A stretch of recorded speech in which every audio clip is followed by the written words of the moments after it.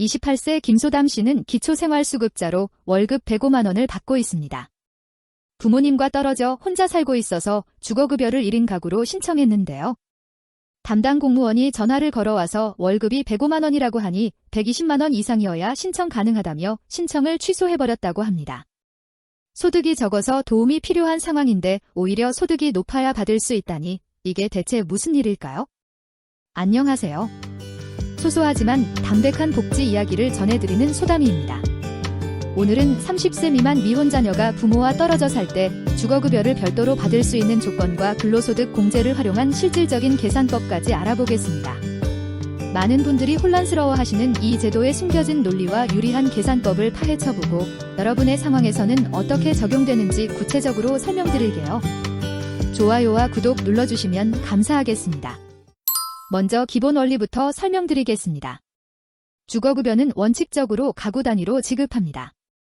그래서 30세 미만의 미혼 자녀는 부모와 떨어져 살더라도 법적으로는 부모 가구에 포함되어 계산되는 것이 기본입니다.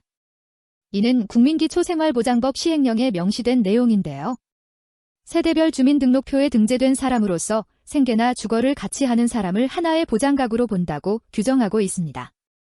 그런데 여기서 중요한 예외 조건이 있습니다.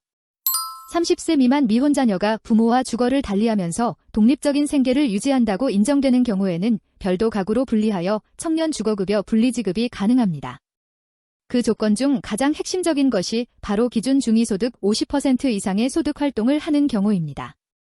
2025년 기준으로 1인 가구 중위소득은 239만 2013원인데요. 이것의 50%는 119만 6,007원입니다. 즉, 월소득이 약 120만 원 이상이어야 경제적으로 독립적인 생계를 유지한다고 판단하여 부모 가구에서 분리해주는 것입니다. 김소담 씨의 경우 월급이 105만 원이어서 이 기준에 못 미쳤기 때문에 신청이 거절된 것이죠. 하지만 여기서 놓치면 안 되는 중요한 포인트가 있습니다. 바로 근로소득 공제입니다. 실제 월급이 105만 원이더라도 근로소득 공제를 적용하면 소득 인정액이 달라질 수 있거든요. 일반적으로 근로소득의 30%를 공제해줍니다. 하지만 김소담 씨처럼 29세 이하라면 더 큰 혜택이 있습니다. 29세 이하 수급자의 근로소득 공제는 40만 원을 먼저 공제하고 나머지 금액에 대해 30%를 추가로 공제해줍니다. 김소담 씨의 경우를 계산해보면 월급 105만 원에서 먼저 40만 원을 빼면 65만 원이 남고 여기에 30%인 19만 5천 원을 추가로 공제하면 최종적으로 45만 5천 원이 소득 인정액으로 계산됩니다. 그런데 잠깐, 여기서 혼란이 생기실 수 있습니다. 가구 분리를 위한 기준 중위소득 50%는 실제 소득 120만 원을 기준으로 하는 건지 아니면 공제 후 소득 인정액을 기준으로 하는 건지 궁금하실 텐데요. 이 기준은 실제 소득 활동을 기준으로 판단합니다. 즉, 공제 전 실제 월급이 120만 원 이상이어야 한다는 뜻입니다. 그래서 김소담 씨처럼 월급이 105만 원인 경우에는 아쉽게도 가구 분리 기준에 못 미치게 됩니다. 하지만 만약 월급이 125만 원이라면 어떨까요? 가구 분리 기준은 충족하지만 주거급여를 실제로 받으려면 소득 인정액이 주거급여 선정 기준인 114만 8,166원 이하여야 합니다. 월급 125만 원인 경우 근로소득 공제를 적용하면 먼저 40만 원을 공제해서 85만 원이 남고 여기에 30%인 25만 5천 원을 추가 공제하면 최종 소득 인정액은 59만 5천 원이 됩니다. 이 경우에는 주거급여 선정 기준을 충족하므로 실제로 주거급여를 받을 수 있게 됩니다. 만약 대학생이라면 더욱 유리합니다. 29세 이하 대학생은 같은 공제 혜택을 받을 수 있고 휴학이나 졸업유예 시에도 최대 1년까지는 이 혜택이 계속 적용됩니다. 군복무 기간은 기간에 포함되지 않으므로 더욱 유리하죠. 특별한 상황에 계신 분들을 위한 추가 혜택도 있습니다. 아동시설에서 퇴소한 자립준비 청년이나 청소년 복지시설을 나온 가정 밖 청소년의 경우에는 60만 원을 먼저 공제하고 나머지의 30%를 추가 공제해줍니다. 24세 이하 청소년 한부모도 같은 혜택을 받을 수 있고요. 등록장애인이거나 65세 이상 노인, 북한 이탈 주민의 경우에는 20만 원을 먼저 공제하고 나머지의 30%를 추가 공제해줍니다. 임신 중이거나 출산 후 6개월 미만인 여성은 근로소득의 30%를 공제받을 수 있습니다. 실제 사례를 통해 더 구체적으로 살펴보겠습니다. 이소담 씨는 27세 대학생으로 아르바이트를 해서 월 130만 원을 벌고 있습니다. 부모님은 지방에 계시고요. 이소담 씨는 실제 소득이 130만 원으로 가구 분리 기준인 120만 원을 넘습니다. 근로소득 공제를 적용하면 먼저 40만 원을 빼서 90만 원이 남고 여기에 30%인 27만 원을 추가로 빼면 최종 소득 인정액은 63만 원이 됩니다. 주거급여 선정 기준을 충족함으로 별도 가구로 분리해서 주거급여를 받을 수 있습니다. 하지만 소득이 기준에 약간 못 미친다면 어떻게 해야 할까요? 부업이나 추가 근무를 통해 소득을 늘리는 방법을 고려해 볼 수 있습니다.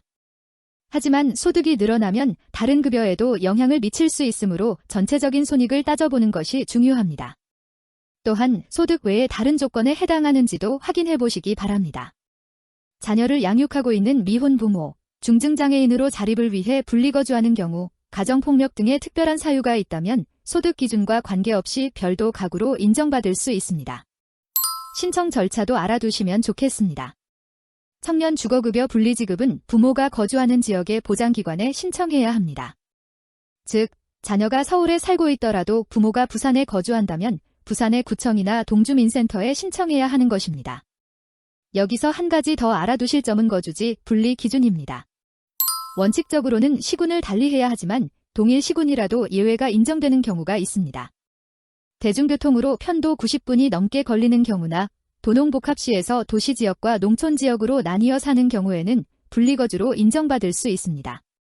또한 장애나 질환으로 인해 별도 거주가 필요한 경우에도 예외가 적용될 수 있으니 담당자와 상의해 보시기 바랍니다. 그리고 가구 분리가 일부 급여 지급에 영향을 미칠 수 있다는 점도 고려해야 합니다. 생계급여나 의료급여를 받고 있다면 가구 분리로 인해 이들 급여에 변화가 생길 수 있습니다. 때로는 기존 방식이 더 유리할 수도 있으므로 신중한 검토가 필요합니다. 재산도 소득 인정액 계산에 포함됩니다.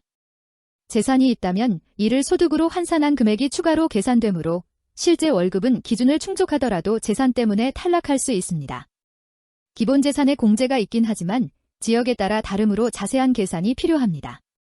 정리하면 30세 미만 미혼자녀가 부모와 떨어져 살 때 주거급여를 별도로 받으려면 기준 중위소득 50% 이상의 소득활동을 해야 하며 2025년 기준으로는 실제 월급이 120만 원 정도가 필요합니다. 하지만 근로소득 공제를 잘 활용하면 실제 주거급여 선정 기준은 충분히 충족할 수 있고 연령이나 상황에 따라 더 큰 공제 혜택도 받을 수 있습니다. 복지제도는 개인의 상황에 따라 결과가 크게 달라질 수 있습니다. 소득 변동이나 가족 상황 변화 등으로 자격이 바뀔 수 있으므로 정확한 판단을 위해서는 해당 지역의 복지 담당자와 상담받으시는 것을 권합니다. 비슷한 상황에 계신 분들이라면 댓글로 경험을 공유해 주시면 다른 분들에게도 큰 도움이 될 것 같습니다. 오늘 영상이 도움이 되셨다면 좋아요와 구독 부탁드리고요. 소담이었습니다. 감사합니다.